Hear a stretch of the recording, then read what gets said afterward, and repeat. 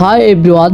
আচ্ছা, mobile phone ভবিষ্যতে বদলে যেতে পারে, সেটা জায়গা নিতে পারে স্মার্ট চশমা, ঘড়ি বা অন্য কোনো নতুন প্রযুক্তি। আচ্ছা, ওয়াও! আমি আবারও বলছি, মোবাইল ফোন কি পৃথিবী থেকে একদিন মুছে যেতে পারে? উত্তর হ্যাঁ, সম্ভব। বাট মোবাইল পুরোপুরি হারাবে না, বদলে যাবে। যেমন ধরুন, কথা বলা, ছবি তোলা, গান শোনা, গেম খেলা, ইন্টারনেট চালানো, এই কাজগুলো অন্য ডিভাইসে চলে যাবে। যেমন ধরুন ঘড়ি মোবাইল ফোন, এই ঘড়ি মোবাইল ফোনের সাথে আমরা সবাই পরিচিত। তারপর চশমা মোবাইল ফোন, ইভেন জামা কাপড় মোবাইল ফোন, অ্যান্ড সর্বশেষ শরীরের ভিতরে বসানো ছোট যন্ত্র। এগুলো কথা বলা, ছবি তোলা, গান শোনা, গেম খেলা, ইন্টারনেট চালানো, এই কাজগুলো করতে সক্ষম হবে। আচ্ছা, এগুলো কিভাবে সম্ভব? এগুলো কি কখনো হতে পারে? চশমা মোবাইল ফোন, জামা কাপড়ে থাকা মোবাইল ফোন, হ্যাঁ ভাই, এটা সম্ভব। এখন আপনাদের মনে প্রশ্ন জাগবে, ভাই এটা কিভাবে সম্ভব? এটা কখনো হতেই পারে না। জি ভাই, হতে পারে। এই বিষয় সম্পর্কে আমি চ্যাটজিপিটির সাথে কথা বলেছি। আর আপনারা তো জানেনই, বর্তমান বিশ্বে চ্যাটজিপিটি কিনা করতে পারে, সে সবকিছু করতে পারে। তাকে আমি প্রশ্ন করেছিলাম, এই চ্যাটজিপিটি মোবাইল ফোন কি পৃথিবী থেকে একদিন মুছে যেতে পারে? তারপর সে আমাকে এই তথ্যগুলো দেয়। আচ্ছা বন্ধুরা, আমি আপনাদেরকে একটা কথা বলি, আমাদের হাতে থাকা ঘড়ি মোবাইল ফোনের সাথে আমরা কম বেশি সবাই পরিচিত।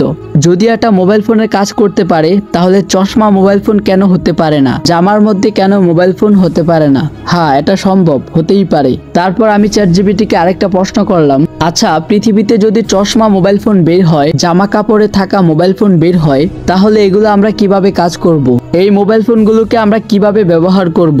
এগুলো কি হাতের টাচিং এর মাধ্যমে হবে, নাকি শুধু আমরা চিন্তা ভাবনা করলেই আমাদের কাজ হয়ে যাবে? তারপর চ্যাটজিপিটি আবার আমাকে এই তথ্যগুলো দেয়। তথ্যগুলো হলো কোন ডিভাইস কিভাবে কাজ করবে। দেখুন, এটা বিশেষ করে চশমা মোবাইল ফোনের ক্ষেত্রে এইভাবে কাজ করবে।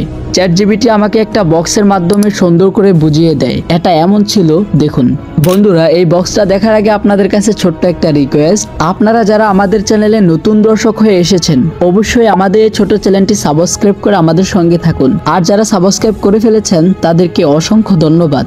সো আজ এইটা ইন্ট্রো গল্প বাদ দিয়ে ভিডিও শুরু করা যাক। আচ্ছা বন্ধুরা, বক্সের মধ্যে দেখা যাচ্ছে প্রথমে আছে কন্ট্রোল পদ্ধতি, তারপর আরেক পাশে আছে কিভাবে কাজ করবে।